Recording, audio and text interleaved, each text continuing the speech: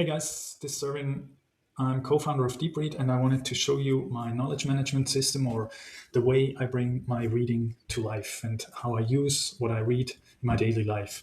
Here you see one book that I have read, but here on this top ring, you see these are all the books I have read, and I've taken highlights on, and I have now one book open. This is A Brief History of Intelligence, and you see the whole structure of this book. Basically, what I have done is, while reading, I have taken a lot of highlights. The highlights, those are the green notes that you can see here. Uh, and those green notes, those are the highlights, and they are structured by the parts of the book on the top layer here, and the chapters of the book here. And then the LLM tries to combine the highlights into single ideas, and these I call nuclei on this level here. And then we have supporting elements, for example, key terms, quotes, or arguments, evidence, and so on. Those are the satellites here. So let's jump into one of those parts. This is the fifth part. It's called Speaking and the First Humans. It's breakthrough number 5. This is one of five parts in this book, and you see already here this part has 5 chapters, and they are connected here. So let's jump into one of those. Let's jump into the search for human uniqueness. You see here the main question that this chapter poses, and the main claim it makes, just the answer to this question. And here you see a summary. And when we look into the chapter, we see it has 3 nuclei, or 3 main ideas.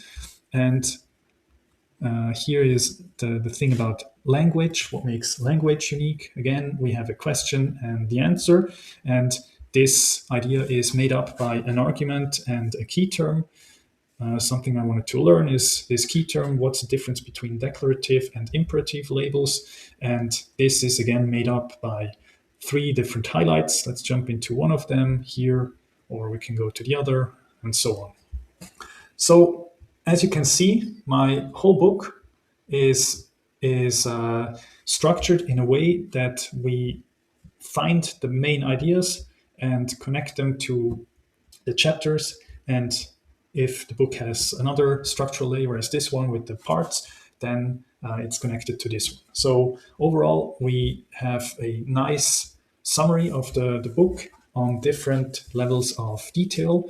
And why do I do this? I do this because I want to enable an LLM to quickly find what is relevant, what I have read in my previous books, and structuring all the highlights, all the content of what I have read in this way really enables the LLM to quickly jump through those notes and quickly find relevant stuff. So you might ask yourself, why do I do all this? And this brings me to this second ring you see here, the red and orange ring.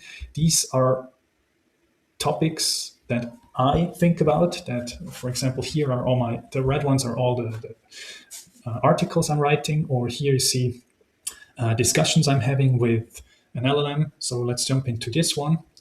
So lately I watched a documentary about animals, and I saw that some apes were using sticks to catch termites, and I knew I have read about this topic, and I should have known what the main difference between a young monkey observing his mother doing this with the stick and catching termites with the stick, what the main difference is from a human being going to school and learning stuff. And they said in this documentary that it takes years for a little monkey to learn this from their mother. And I asked myself, what did I learn about this in my books? So I discussed this with an LLM. Here's the conversation I had. I told it, hey, read my books. I have read about this topic. I think it was in this book and that book. And then it read all of this. By reading, I mean it jumped through this structure of all the books and found the relevant parts of it. And then we discussed it, and in the end of the discussion, it built this this wiki you can see here. So the question I was asking myself and discussing with the LLM, and then it gave a short answer and some sub questions and so on. Here's a nice summary of the main key terms that are relevant here and the connections to the books. You already see this discussion, at least in my libraries, is connected to two books. One of them is the one I just told you about. It's let me see. This is the Brief History of Intelligence, and then the other one is David Deutsch's The Beginning of Infinity. And here it made some main arguments, and it connected those arguments to the highlights I took from those books. So here it talks about Bennett's fifth breakthrough, which is the language humans use. And this is one of the main arguments why human learning is different from an ape learning to use a tool. And here you see the specific highlights that are relevant here. Okay, so all in all, let me just summarize quickly. I'm taking highlights and I sync this with DeepRead, and DeepRead does store not only the highlights in a bare list, but it structures it by all the chapters and parts of a book, and then I use this structure to build this book structure, or this way to group relevant highlights into subgroups and so on. And this enables the LLM to really find what it needs quickly and to remind me of what's important, what I have read in the past. So thanks for your attention and have a nice day. Bye-bye.